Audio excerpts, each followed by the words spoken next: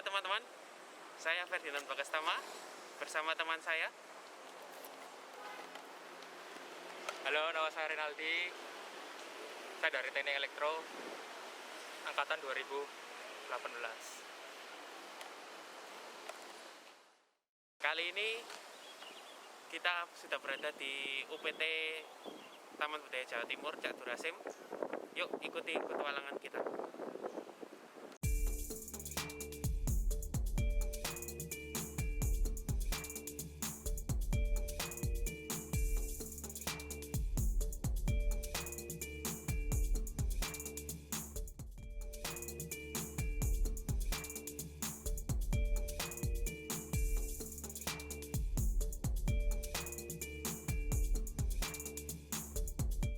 Nah, tadi kan udah lihat keseruannya sama Bagas. Sekarang gantian sama aku. Yuk kita jalan-jalan ke galeri.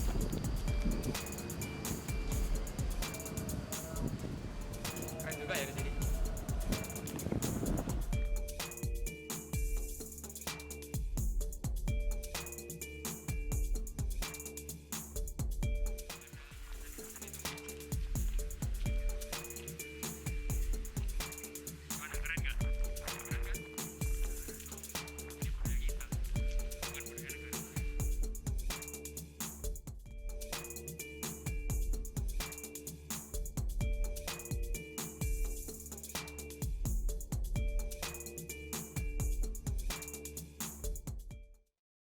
Nah, tadi kita kan sudah berkeliling Cak Durasim.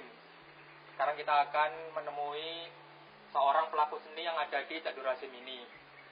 Nah, mau dikenalkan dulu? Oh ya, Dengan siapa? oke. Untuk nama saya Antoni Setiawan Santoso dari Simo Panggian.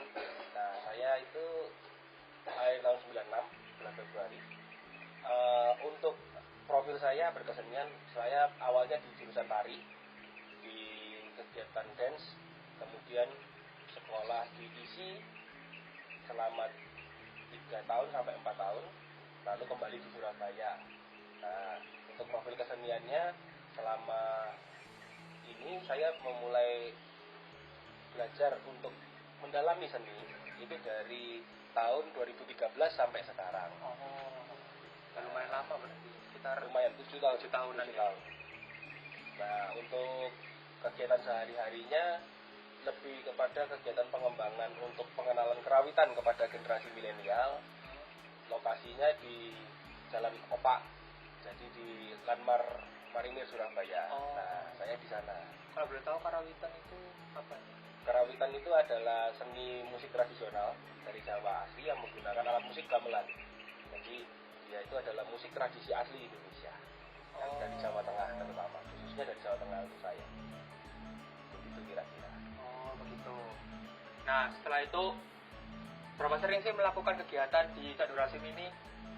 Cak Durasim itu cukup sering karena Cak Durasim itu juga merupakan pusat dari kegiatan seni di kota Surabaya, sehingga kegiatan seni baik tradisi maupun modern itu kumpulnya di sini. Oh, jadi tari-tarian. Oh, lengkap. Tari Kalau di sini modern, lengkap. tari tradisional. Iya, kalau di sini lengkap, sehingga setiap sore ketika tiap harinya itu selalu ada kegiatan dari sanggar-sanggar yang bekerja sama dengan pihak Cak Durasim atau Taman Budaya Surabaya. Jadi tidak hanya melulu tentang tradisi, tapi juga ada kegiatan seni modern. Di ruang kaca juga ada modern dance, ada yang bagian parkour mungkin yang Oh, sampai ada parkour? ada dulu pernah ada, saya pernah dengar kok. Parkour itu pernah ada untuk yang keliling dan lompat-lompat seperti itu. Itu juga bagian dari art tubuh. Oh, pokoknya yang bagian menggerakkan tubuh gitu Iya, semua di gitu ya. sini juga ada untuk kegiatan-kegiatan yang bersifat seni, untuk seni entah itu dari seni yang bersifat rupa maupun pertunjukan di situ. Karena kan gugusnya seni itu kan gini Mas, gugusnya seni itu ada dua yang paling besar sih. Yang satu itu seni rupa, meliputi desain, brosur, terus seni rupa kayu, seni rupa kulit dan sebagainya. Kalau di satu gugus lain adalah gugus seni pertunjukan. Nah, itu gugusnya itu meliputi pementasan-pementasan seperti band, keroncong, gamelan, orkestra musik seperti yang Erwin Gutawa seperti itu juga dinaungi di bawah Cak Durasim. Jadi Nah, selama awal masa pandemi ini kan apa ya, semua sektor kan pasti terkena dampaknya kan, termasuk juga dengan sektor dari kesenian sendiri. Sangat jelas. Nah, apakah masih diadakan kegiatan gitu untuk awal-awal masa pandemi ini? Kalau berdasarkan pemerintah kemarin, memang di awal pandemi itu kan di awal Maret ya, Ya, sekitar itu kegiatan berhenti total. total berarti udah nggak ada lagi. Total, berhenti total dikarenakan alasan pandemi itu. Karena kan pandemi kali ini kan bersifat menyerang di kerumunan, sehingga kegiatan-kegiatan apalagi khususnya yang mengumpulkan massa sifatnya itu selalu akan Terkena dampaknya. karena penyebaran penyakit yang demikian cepat, sehingga kegiatan-kegiatan seni di Cakturasim pun terpaksa harus diistirahatkan sejenak. Nah, lanjut lagi sekarang. Ini kan pada saat pandemi ini kan pasti semua orang apa ya, berlomba-lomba untuk bertahan hidup gitu kan. Bagaimana caranya mereka pada saat misalkan seperti masnya ini kan dalam bentuk kesenian, otomatis semuanya mati total kan. Iya. Nggak bisa melakukan apa-apa maksudnya dalam hal kesenian. Iya. Nah, itu cara bertahannya masnya sendiri sebagai pelaku seni, dari sudut pandangnya sebagai pelaku seni gimana? Sebetulnya ketika pandemi itu datang kan, sebetulnya pandemi itu merupakan permasalahan kesehatan ya. Jadi menyerangnya kepada diri pribadi manusia, menyerang imun, menyerang apa seperti yang dikabarkan di berita-berita. Namun bagi saya ini ya, secara individu saya menilainya seperti ini. Pandemi corona itu adalah kegiatan adalah sebuah bencana alam yang hadir bisa kapan saja. Mungkin setelah corona ini di tahun-tahun ke depan juga ada. Sehingga kalau dikatakan kegiatan saya selama pandemi ya selalu berkegiatan, dalam arti kita tidak boleh menyerah. Nah, oke lah, ada pandemi menyebabkan mobilitas kita berkurang, kegiatan kita terhambat, tapi bukan berarti proses berpikir kreatif dalam kekaryaannya berhenti, sehingga pandemi itu tidak membunuh cara kita berpikir, proses kita berkarya itu tidak membunuh.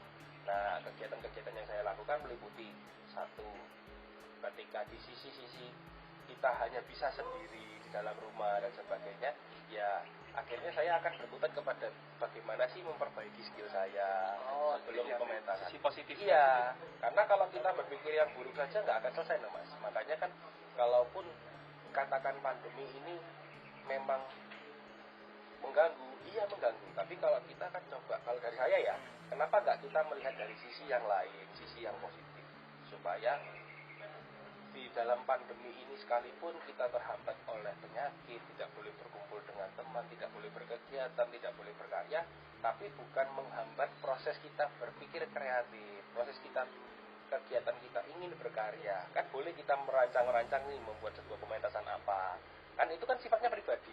Sehingga saya rasa dengan protokol COVID-19 yang ada di Indonesia pun tidak bermasalah begitu.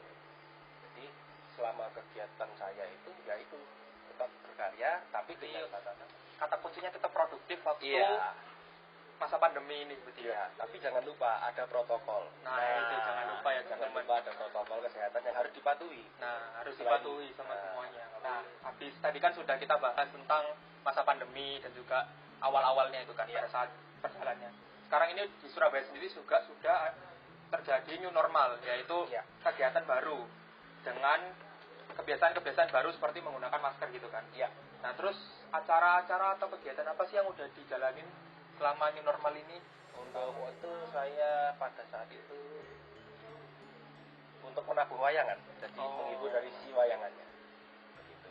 Sehingga sebetulnya kegiatan pemerintah itu juga sudah positif dengan membangun kegiatan-kegiatan hiburan kembali di alun-alun Surabaya dengan site yang baru, sehingga punya warna baru ketika menghadapi.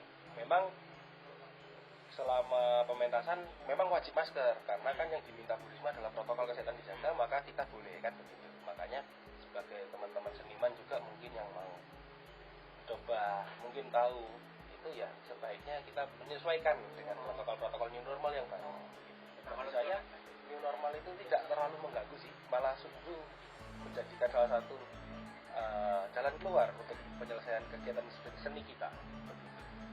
Ada rasa rindu gak sih ngeliat penonton sama penggemar gitu kan biasanya ruame gitu kan, Iya. rame banget. Terus ternyata waktunya normal harus disekat-sekat, tinggal mungkin jadi 50% penontonnya. Tentu perasaan rindu dengan panggung itu akan muncul karena kita sifatnya di pertunjukan show. Apalagi yang peristiwa seni pertunjukan itu akan selalu merasa bahagia ketika karyanya ditonton. Namun karena keberadaan pandemi ini sendiri, munculnya pandemi ini, kita harus menyadari. Untuk sekarang ini pesan-pesannya apa sih untuk teman-teman yang di luar sana Untuk teman-teman di luar sana, tentang pewayangan gitu? seni itu merupakan identitas kita. Memang ketika dibilang kolot ya karena kan masuknya globalisasi itu kan menyebabkan banyak budaya yang masuk. Mungkin itu menjadi pilihan untuk teman-teman sekalian. Tapi perlu diingat kita kan lahir sudah punya kebudayaan di sini tanpa meminta, tanpa membuat. Sehingga paling tidak kita harus ingat dengan kebudayaan kita. Kira-kira begitu. Oke, terima kasih Mas atas waktu-waktunya. Sama-sama Mas Adi. Semoga dengan wawancara ini nanti memotivasi teman-teman semuanya agar bisa menumbuhkan lagi rasa pengen menonton wayang, melestarikan lagi budaya yang sudah ada di masa new normal ini. Iya. Nah, oke, gitu aja teman-teman. Nanti kita akan lanjut ke wawancara yang lain. Stay tune ya.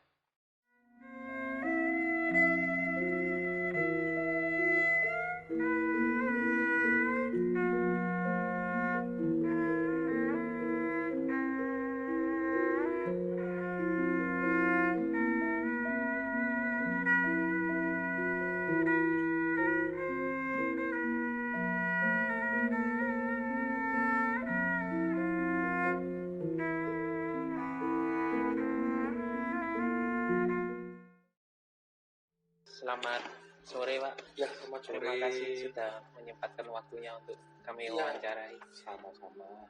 Nah, jadi yang pertama kali saya minta perkenalannya Bapak dulu. Bapak di sini sebagai siapa? Nama saya Haryo Widyoseno, panggilannya sih Rio. Di sini saya sebagai Kepala Seksi Penyajian Seni dan Budaya UPT Taman Budaya. Latar belakang pendidikan saya S1 saya sarjana senian, S2 saya magister administrasi. Di Taman Budaya aku mau mulai April 2020 kemarin. Tapi kalau sebagai di pemerintah Provinsi Jawa Timurnya sejak 2002 udah bekerja di Pemprov Jatim. Terus karena Bapak kan sebagai pengurus di sini, kira-kira fasilitas sarana dan prasarana apa aja yang ada di sini? Kalau di Taman Budaya sini kita ada gedung pertunjukan, juga ada pendopo. Untuk gedung pertunjukannya termasuk itu juga ada lampu. Kalau sound system kita belum ada, kita hanya lampu panggung. Kalau lainnya ya ada gamelan, tidak ada wayang, ada wisma seni. Lalu kegiatan apa aja yang biasanya digelar di sini tapi sebelum masa pandemi COVID-19 ini Pak? Kalau di Taman Budaya sini banyak ya, kita ada mulai pementasan, pameran, sampai eksebisi kesenian. Jadi ada tamu-tamu dari Jakarta atau dari Jogja atau mungkin dari luar provinsi lain untuk pentas di sini. Jadi ada, kalau tahun-tahun kemarin sih ada festival kesenian antar perguruan tinggi, terus ada gelar seni budaya daerah, ada wayang periodik, ada ludruk dan sebagainya. Berarti di sini nih juga mengaungi semua kesenian yang ada di. Ya, kita berusaha merangkul semua bidang kesenian. Ya, mulai yang tradisi sampai yang kontemporer kita berikan tempat. Terus kalau kegiatan-kegiatan itu tadi kan sebelum masa pandemi ini. Terus kalau dengan adanya masa pandemi COVID-19 ini terganggu nggak sih Pak? Kalau dibilang terganggu enggak, tapi yang jelas terus mandek. Karena memang karena anggaran untuk mensupport kegiatan itu semua kan terus dialihkan untuk penanganan COVID-19. Jadi untuk 2020 itu semua kita tahun ini baru jalan 2 kali kegiatan di awal tahun itu, terus ada wabah COVID terus. Itu yang sebelum COVID Berhenti. itu cuma 2 aja berarti yang Iya, yang di tahun 2020 baru 2 kali jalan kegiatan, terus ada COVID itu semua ya akhirnya dibatalkan. Lalu dampak yang paling terasa secara langsung kegiatan seni-seni di sini apa ya? Kayak misalnya pelaku seninya sendiri ya? Ya otomatis mereka mandek ya, mereka nggak bisa aktivitas, mereka nggak bisa kalau berkarya mungkin masih bisa ya mereka di rumah buat apapun, tapi untuk untuk pementasannya otomatis terganggu, mereka untuk buat suatu pertunjukan yang dilihat orang juga nggak diizinkan. Tapi setelah beberapa waktu mulai Juli atau Agustus kita sudah mulai diperbolehkan kita buat kegiatan yang secara daring. Jadi masih awal-awal kemarin tanpa penonton, ke streaming cuma itu, tapi sekarang kita mulai mau coba pertunjukan yang ada penontonnya juga, jadi ada yang offline. itu bisa diadakan ya. Kita mulai coba, uji cobanya kemarin sudah di bulan Agustus 22 itu sudah diuji cobakan sih sekali, terus besok kita coba lagi. Acara apa itu Pak? Kalau boleh tahu. Kalau kemarin bukan kegiatan taman budaya sih, bukan pure dari anggaran kita, jadi kita kerjasama, kita menyediakan tempat, teman-teman dari Jati Suara dan Sanggar Baladewa, jadi mereka kolaborasi buat pertunjukan Sang Airlangga itu ada penontonnya, tapi juga penontonnya terbatas. Masih dengan protokol kesehatan. Iya, tetap tetap dengan itu, takut juga sih. Yang ngeri juga ya. Iya kan, semuanya terganggu.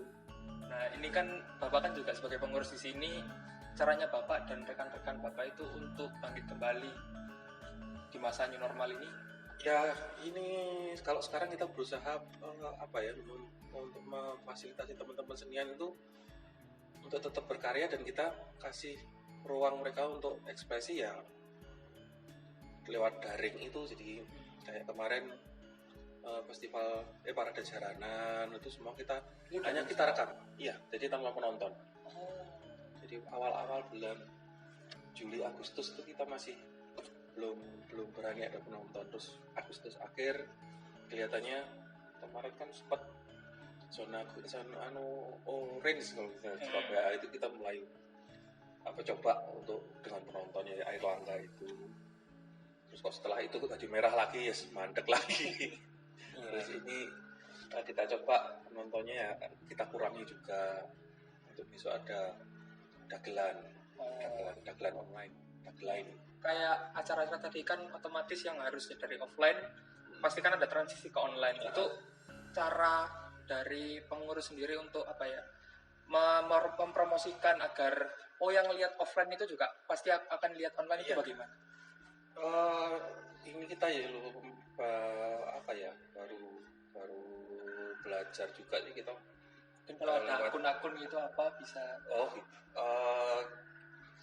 Kita sebenarnya kalau akunnya kita sudah lama, kita ada Twitter, Facebook, IG, terus jadi channel YouTube gitu ya kita sudah bisa lama, cuma yang dulu kan belum dimaksimalkan karena yang offline kita masih sering offline-nya, jadi online-nya belum. Nah ini semenjak ada pandemi ini kita jadi alih media ke online-nya, jadi teman-teman banyak digerakkan untuk mempromosikan kegiatan, karena memang konsentrasi kita jadi lebih cenderung ke online-nya. Terus kita sering-sering share untuk status apa ya kalau kita ada acara dari teman-teman yang ada di kantor ini juga terus ada teman-teman yang di Taman Budaya ini kan ada beberapa sanggar, jadi kita titip mereka untuk share juga penampilnya kita minta untuk share di status atau apanya kalau kita ada kegiatan online. Jadi biar tahu gitu ya Pak. Iya.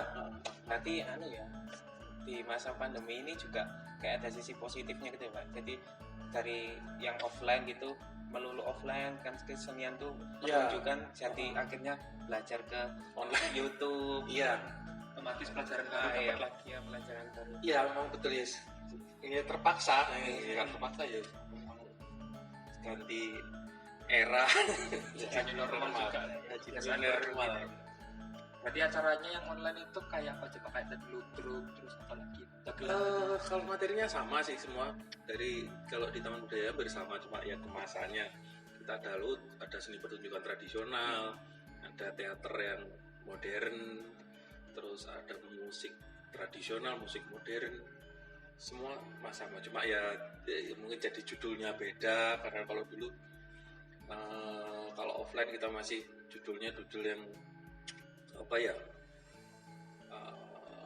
ya standar. Sekarang kalau kita online kita cari yang judul kira-kira penonton itu menarik, Iya, gitu. Yang diklik gitu ya langsung. Iya, makanya ini kayak apa yang besok tanggal 22 itu dagelan online gitu ya. Jadi kalau dulu kan cuma periodik, ludruk, periodik, Cuman wayang.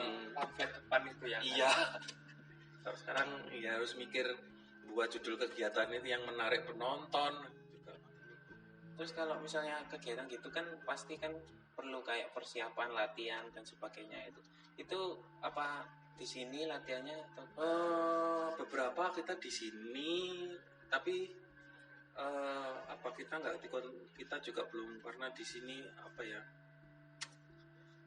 suasananya masih rentan untuk memfasilitasi latihan di sini. Kita juga nggak berani terlalu lama. Misal kalau dulu sebelum ada wabah itu, teman-teman itu untuk pementasan itu kayak di karantina, jadi seminggu latihan di Taman Budaya terus. Sekarang karena situasi gini kita juga apa ya, agak membatasi biar teman-teman yang kerja di sini kan juga nyaman juga.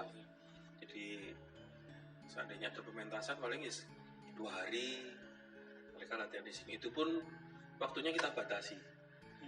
Kalau dulu latihan mulai pagi sampai tengah malam gitu, oke aja. Sekarang lebih dari 2 jam gitu udah Pol PP udah ke belakang, udah ngingetin. Iya, jadi kan orang nggak boleh terlalu lama. Kalau udah kayak agak bergerombol gitu ya. Iya, 2 jam gitu berarti. Nah ini kan Bapak kan juga sebagai pengurus di sini, caranya Bapak dan rekan-rekan Bapak itu untuk bangkit kembali di masa new normal ini. Ya ini kalau sekarang kita berusaha apa ya, untuk memfasilitasi teman-teman senian itu untuk tetap berkarya, dan kita kasih ruang mereka untuk ekspresi yang lewat daring itu. Jadi kayak kemarin festival Parade Jaranan itu semua hanya kita rekam. Iya, jadi tanpa penonton. Jadi awal-awal bulan Juli Agustus itu kita masih belum berani ada penonton. Terus Agustus akhir kelihatannya kemarin kan sempat zona orange kalau kita Surabaya itu kita mulai coba untuk dengan penontonnya air langga itu. Nah terus untuk ini Pak, tolong kasih pesan dan motivasi dong untuk teman-teman kita yang melihat ini, Apa ya? tentang apa ya, biar nonton acara-acara kebudayaan seperti ini. Kalau yang untuk penonton yang di rumah ya tetap jaga kesehatan. Kalau untuk teman-teman seniman juga bisa. Kita tetap kreatif aja, tetap berkarya. Soalnya untuk menampilkan karya kita tuh banyak cara, nggak harus dilihat berhadapan langsung. Kita ada media online juga yang bisa kita manfaatkan. Itu aja sih. Oke. Jadi itu ya teman-teman, tetap kreatif, diambil sisi positifnya, tetap juga inovasi, karena seperti yang Bapak bilang tadi, kita harus kreatif, karena menyalurkan kreatif itu nggak cuma berhadapan langsung juga ya Pak, tapi juga bisa dengan cara daring. Jadi seperti itu teman-teman. Terima kasih ya Pak untuk atas atas kesempatannya. sama sore ini mengganggu kamu. Oke, punten. Terima kasih. Sampaikan di wawancara selanjutnya ya teman-teman, stay tune.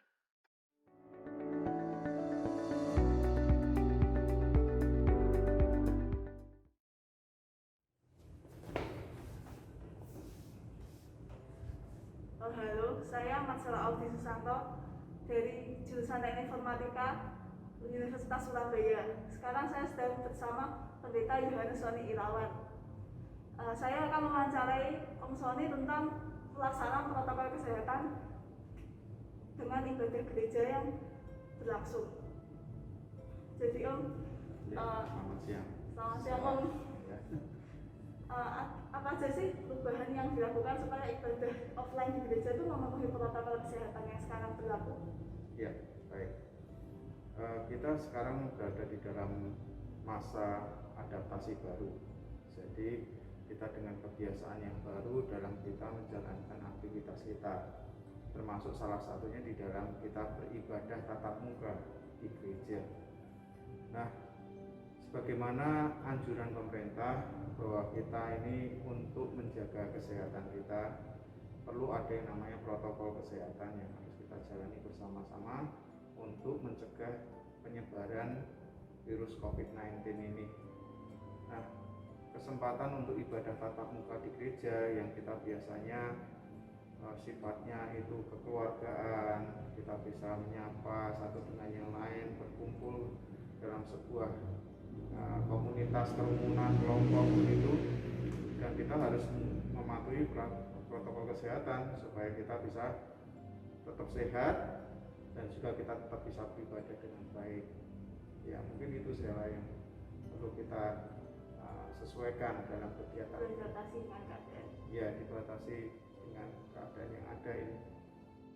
Baik Om. Ada nggak sih buat jemaat yang datang beribadah tatap muka di gereja itu ada syaratnya nggak sih? Oh iya, baik. Kalau jemaat yang akan mengikuti ibadah tatap muka di gereja, ada beberapa syarat yang harus diikuti. Yang pertama pasti harus menggunakan masker, termasuk selama beribadah itu tetap harus masker digunakan. Selanjutnya cuci tangan dengan air yang mengalir dan dengan sabun, atau bisa dengan hand sanitizing ya, kita menyediakan untuk peralatan tersebut. Kemudian berikutnya adalah menjaga jarak, dan juga jemaat yang mengikuti ibadah itu dalam keadaan yang sehat ya, ditentukan dengan diukur suhu badan ya di bawah 37 derajat Celcius, kemudian juga tidak batuk, tidak panas, tidak pilek dan sebagainya. Nah, mungkin itu yang menjadi persiapan bagi jemaat yang akan mengikuti ibadah tatap muka di gereja. Gitu, Sela. Ada kayak batasan umur nggak sih, anak-anak atau orang yang sudah di atas umur berapa nggak boleh datang gitu? Ya, kita menghimbau untuk jemaat yang mengikuti tatap muka adalah yang berusia remaja pemuda sampai dengan batasan umur tertentu. Jadi anak-anak umur 12 tahun ke bawah itu tidak diperkenankan untuk mengikuti ibadah tatap muka. Juga untuk lansia di usia 60 tahun ke atas itu juga tidak diperkenankan untuk mengikuti ibadah tatap muka. Namun bukan berarti tidak beribadah, karena kita juga menyertakan dengan pelayanan ibadah secara online.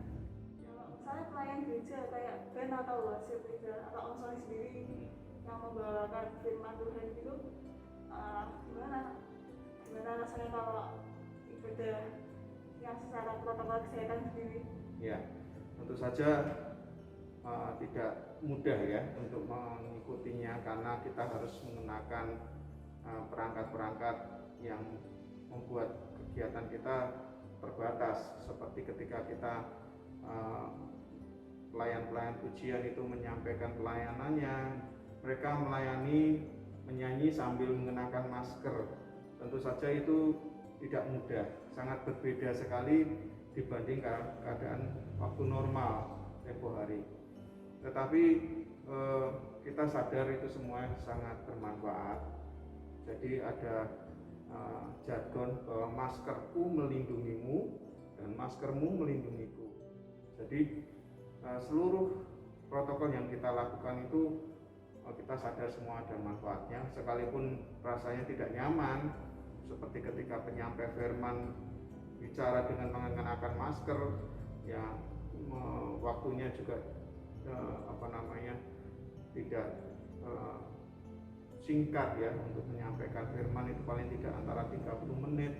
Itu bicara dengan mengenakan masker itu tentu saja tidak mudah, tetapi semua sadar bahwa kita ini untuk kebaikan bersama, jadi kita berusaha menyesuaikan dan menjalani dengan sukacita.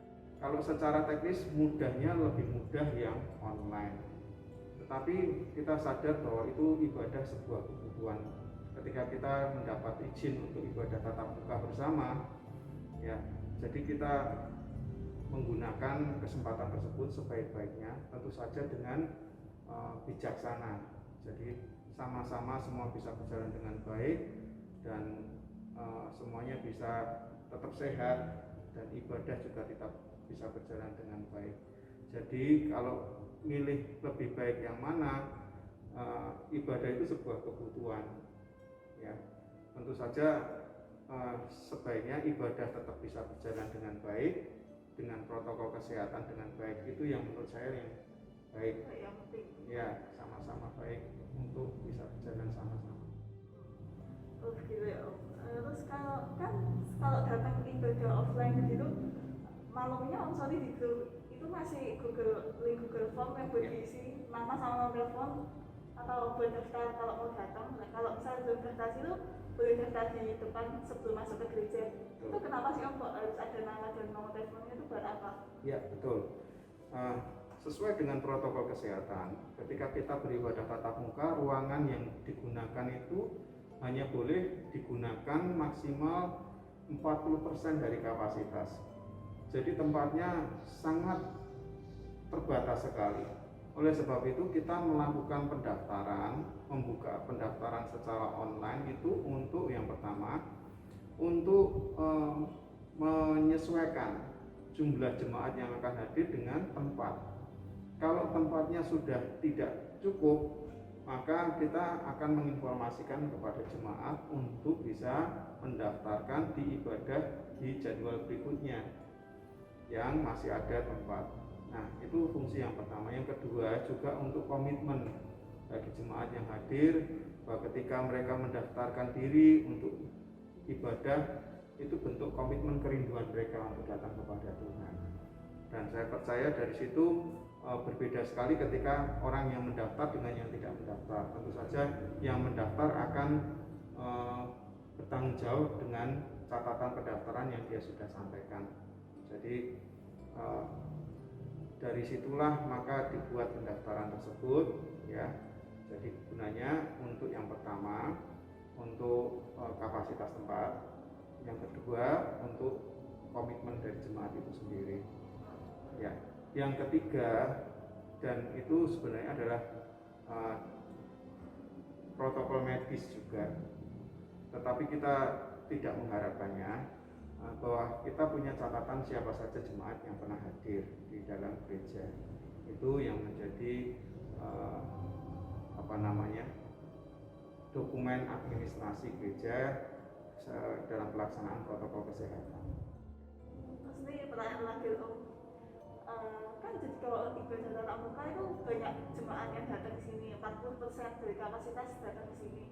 Nah, Ya. Om Sony kan sekeluarga juga tinggal di lingkungan gereja. Betul. Om Sony pernah nggak sih kayak khawatir tuh nanti kalau ada yang nggak enaknya, ada yang nggak enaknya tuh kayak ada yang sakit atau gimana? Kan di sini ada oma, ada desa juga Om. Betul. Kayak khawatir nggak sih tuh nanti ketularan atau gimana? Iya, kita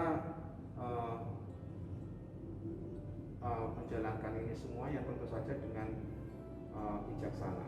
Sekali lagi, jadi kita memperhitungkan apa yang diperlukan dan kita berusaha menjaga diri baik-baik, baik untuk jemaat maupun dari keluarga hamba Tuhan sendiri maupun keluarga setiap pelayan Tuhan yang melayani. Nah, kalau kita berbicara kekhawatiran itu tidak hanya berbicara dalam keadaan pandemi seperti ini. Banyak hal yang bisa membuat orang khawatir. Tetapi kita bersyukur bahwa kita ini dikuatkan oleh firman Tuhan, bahwa di dalam Kristus kita ada perlindungan, ada penyertaan Tuhan, dan kita juga diberikan tuntunan hikmat bijaksana dari Tuhan untuk kita tetap menjaga dengan baik. Tapi semuanya kita serahkan kepada tangan kuasa Tuhan, sebab kita percaya bahwa hidup kita itu adalah anugerah. Ya, kalau Tuhan panggil pulang, ya itu waktunya Tuhan, dan semua itu dalam kendali Tuhan. Saya percaya itu semuanya. Jadi kalau kita mau ditanya khawatir atau tidak, ya kita tidak khawatir. Ya, kita menjalankan dengan baik seluruh dengan prosedur yang ada, semua demi kebaikan bersama, baik jemaat nyaman, kita semuanya hamba Tuhan, pelayan Tuhan semuanya bisa nyaman dengan baik. Ya, begitu. Ya. Terima kasih Om. Terima kasih Sheila. Terima kasih sama Om Sony sudah bersedia jadi narasumber saya buat diwawancara. Ya, sama-sama. Jadi semoga ini semua cepat berakhir ya Om, supaya Amin. ibadah jadi biasa lagi, terus bisa rame-rame lagi di gereja, Betul, iya. banyak acara. Betul. Gitu, sudah sih Om.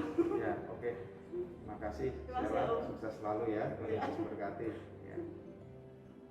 Itu hasil wawancara saya bersama Pendeta Sony Irawan. Semoga semua bisa terbantu ya. Terima kasih.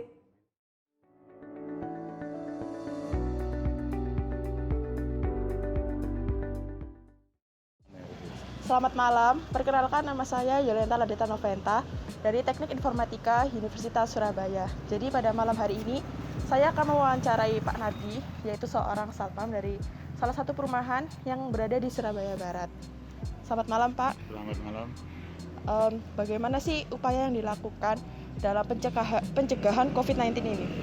Dalam pencegahan COVID-19 ini, kalau masuk di wilayah Sambikerep sini harus memakai masker, terus Gojek dilarang masuk, apa itu namanya ini, paket dilarang masuk, dan harus ada jarak lah, ada jarak. Ya. Menurut Bapak, apakah warga di sekitar sini sudah melaksanakan protokol kesehatan dengan baik seperti menggunakan masker dan menjaga jarak? Oh sudah, kalau nggak ada itu pasti ditegur. Sudah ada. Tantangan apa aja sih Pak dalam pelaksanaan pencegahan COVID ini? Tantangannya ya memang kita khawatir ya. Iya. Tapi kalau kita menyemprot itu pakai jarak. Jadi ada jarak 1 meter. Kalau yang nyemprot itu juga begitu, pakai jarak. Jadi saya kira nggak ada lah. Nggak bisa kena lah. Terima kasih Pak atas waktunya. Ya.